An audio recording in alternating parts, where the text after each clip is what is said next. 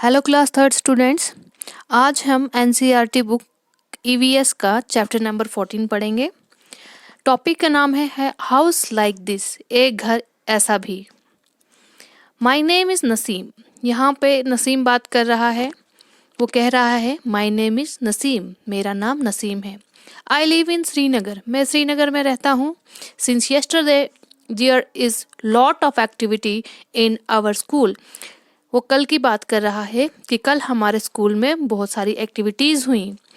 It will go on for a week, और ये एक हफ्ते तक चलेगी। डू यू नो वाई, क्या आप जानते हो क्यों? There is a camp being held in our school, हमारे स्कूल में कैंप होने जा रहा है। Children have come from many places for the camp, बहुत सारे बच्चे अलग अलग जगहों से इस कैंप के लिए आए हुए हैं। Tents have been put up in the ground for everyone to stay. Ground में टेंट लगा दिए गए हैं और हर कोई इन टेंट्स में रहेगा। We have decorated the school beautifully. हमने बहुत ही खूबसूरती से अपने स्कूल को सजाया हुआ है। Some children have used piece of cloths to take streamers for the doors. कुछ बच्चों ने कपड़ों के टुकड़ों से दरवाज़ों को सजाया हुआ है। स्ट्रीमर्स का मतलब होता है पट्टियाँ, झंडियाँ। तो उन पट्टियों से, उन झंडियों से उन्होंने दरवाजे को सजाया हुआ है। Some have made posters using almond shells, while other have made rangolis using dry leaves and sawdust. और कुछ बच्चों ने जो बादाम होते हैं उनके छिलकों के साथ पोस्टर बनाए हैं, और कुछ बच्चों ने सूखे हुए पत्तों से रंगोली बनाई है, और जो साडस्ट होता है, बुरे से भी कुछ रंगोली बनाई हुई है। Today is the first day of the camp, आज कैंप का पहला दिन है। वी आर वेरी हैप्पी, हम बहुत खुश हैं। In the morning we all got together and sat down on the ground in a circle, सुबह होते ही हम सब इकट्ठा हुए और ग्राउंड में सर्कल में बैठ गए। Each of us introduce ourselves and spoke about where we came from and what we like to ईट।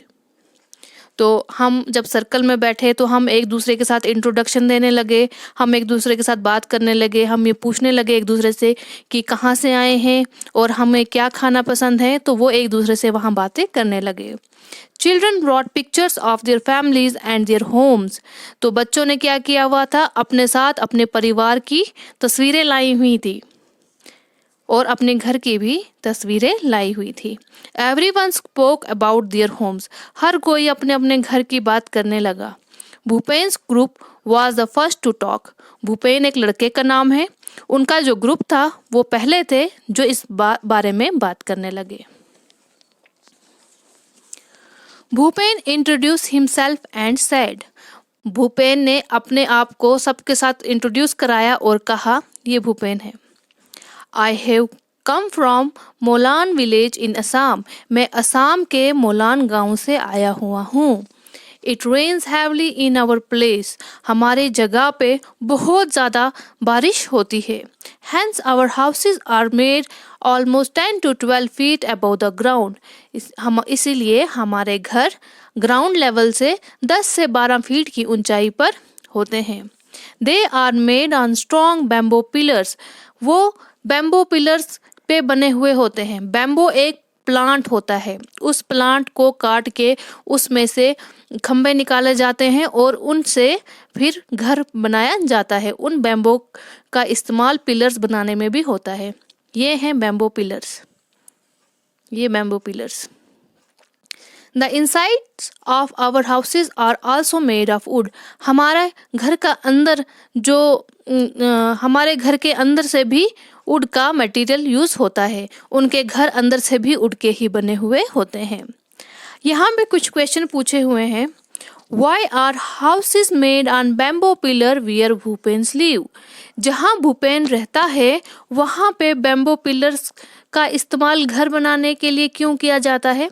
अभी हमने यहाँ पढ़ा भूपेन आसाम में रहता है, वहाँ पे बहुत ज़्यादा बारिश होती है, इसीलिए वो लोग 10 से 12 फीट ग्राउंड लेवल से ऊपर घर बनाते हैं ताकि उनके घर में पानी ना आ जाए। भूपेन हेल फ्रॉम आसाम, भूपेन आसाम का निवासी है, वो आसाम में रहता है। असम रिसीव्स हैवी रेनफॉल, वहाँ पे बहुत ज़्यादा बारिश होती है।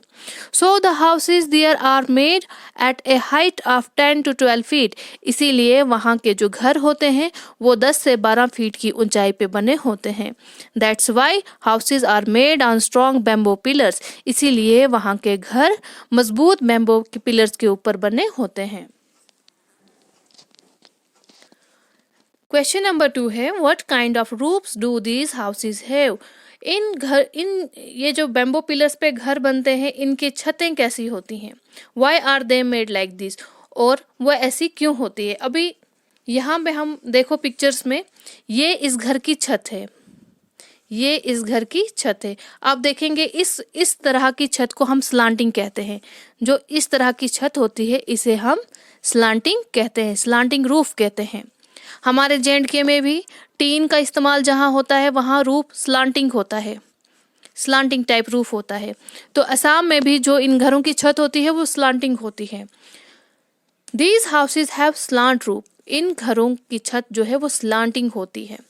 They are made like this so that water does not stay at the roof, ये स्लांटिंग इसलिए होती है, ये ऐसे इसलिए बनाई गई है ताकि जब ज़्यादा बारिश हो या बर्फ हो तो इस पे पानी ना टिके, पानी वहाँ से जल्दी गिर जाता है, पानी वहाँ पे नहीं रुकता है।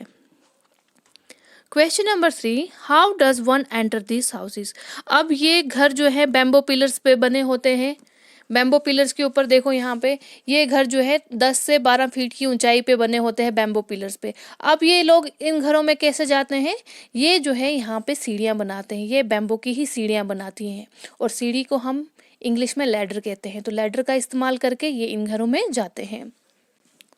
One enter these houses by wooden ladders, तो ये इन घरों में कैसे जाते हैं? वुडन लेडर का इस्तेमाल करते हैं, लकड़ी की सीढ़ी का इस्तेमाल करके ये लोग अपने घर में अंदर जाते हैं। क्वेश्चन नंबर 4 है, at night the ladder is remove from these houses, can you tell why? रात के वक्त इन घरों से इन सीढ़ियों को हटा दिया जाता है, क्या आप बता सकते हैं कि ये सीढ़ी क्यों हटाई जाती है? This is done in order to prevent any unwanted animals entering the house. ऐसा इसलिए किया जाता है ताकि घर में कोई जंगली जानवर ना घुसे, इसीलिए रात के वक्त ये सीढ़ी यहाँ से हटा दी जाती है। तो डियर स्टूडेंट्स, ये ए हाउस लाइक दिस का पार्ट 1 था। हम इस पे जल्दी ही नेक्स्ट वीडियो बनाएंगे। Thank you.